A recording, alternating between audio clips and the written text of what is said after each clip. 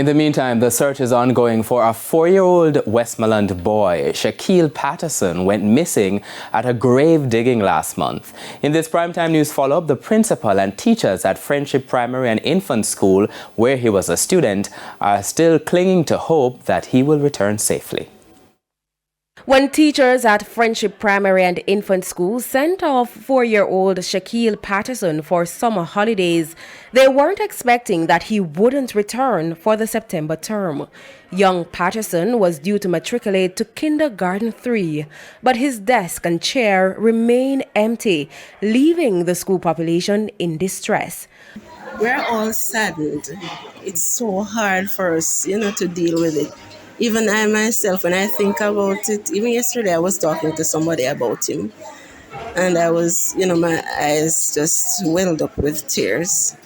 And the first day I first day I got to know about it, it was through the group message.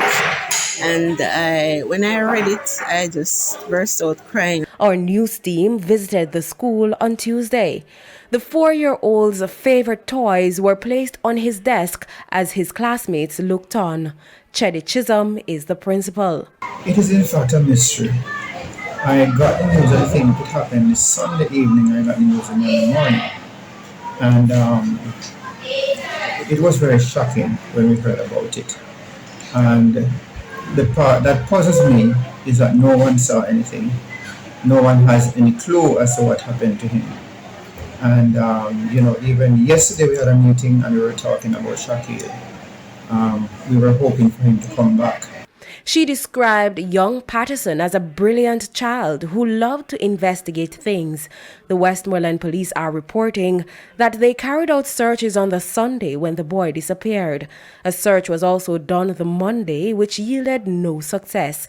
However, the headmaster says, I think more should be done in terms of the investigation, because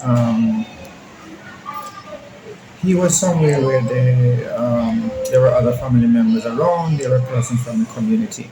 So I think that the investigative approach could be strengthened in terms of trying to gather information, trying to find out exactly, who was the last person to have seen him, to have been with him.